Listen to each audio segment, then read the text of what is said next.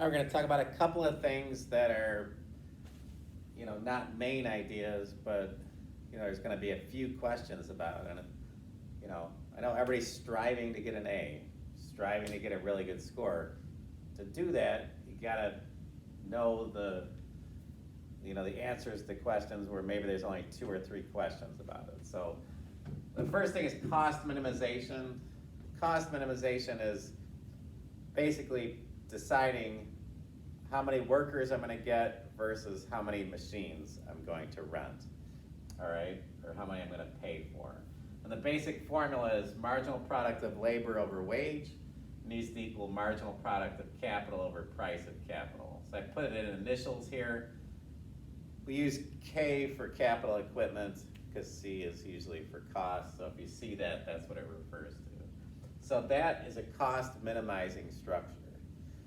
If that's out of balance, then we need to rectify that. So an equation that you might get, or that AP has asked in the past, let's say I'm missing one of these 4 numbers, and then what does it need to be for it to be a cost minimizing situation? So, and I'll phrase it in typical AP confusing fashion. Just focus on, if they say cost minimizing, they'll say the last worker hired produces 100 units. That's another way of saying 100 is the marginal product for the last worker. And the wage is $20. What would the last machine used need to produce in order for it to be cost minimizing if the rent was $50? So we would set it up like this, and then we'd cross multiply and solve for X, which is 250. If you don't know how to cross multiply, it's just that this needs to equal this. So 20X equals 50 times 100 is 5,000. Then divide both sides by 20. X equals 250. Okay. That's one type of question. The question I prefer, and you might get this first type, but I definitely probably going to ask about, should I hire another worker or another machine? If it's out of balance. So if it's 300 is the marginal product of labor and $50, I didn't specify that this is workers. So this is the workers, this is machines.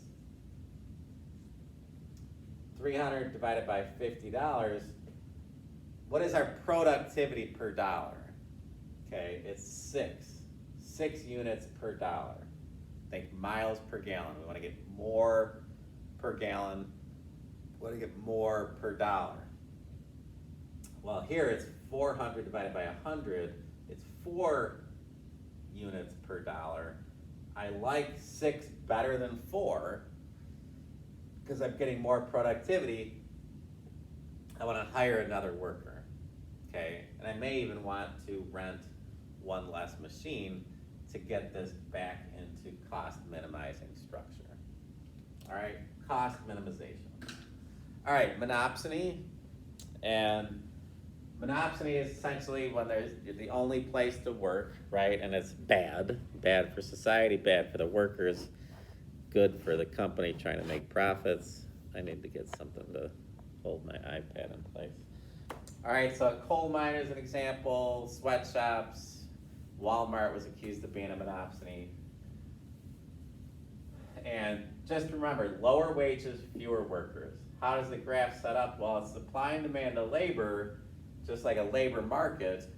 And this should be the wage, $10, and the equilibrium hiring should be 160, right? That's what it should be. But the market is out of whack because it's the only place to work, and our marginal factor cost gets kinked over here, and we end up with MFC equals MRP right here, and that is where the monopsony is going to choose to hire because that's hiring for max profit. Just remember, this is not the wage, okay? Wage is always on the supply curve, okay? Price of a good is always on the demand curve. Wage is always on the supply curve. So here is the wage $7. That's monopsony wage. Lower wages and fewer workers hired. Double bad for the employees, okay? I know like sweatshops are overcrowded and everything like that.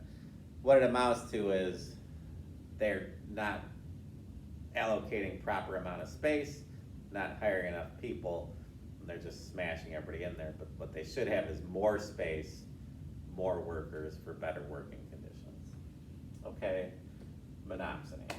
All right, we'll go over economies of scale and Lorenz curve in class.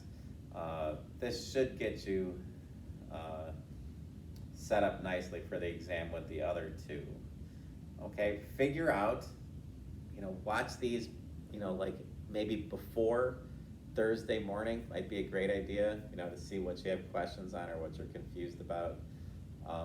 If you're watching this video in the year 2024, hello and welcome to my channel. I hope that you're getting a lot out of it. We got a lot of positive messages up here. Got some fantastic teachers. I've invaded their classrooms. They got the nicest whiteboard in the school.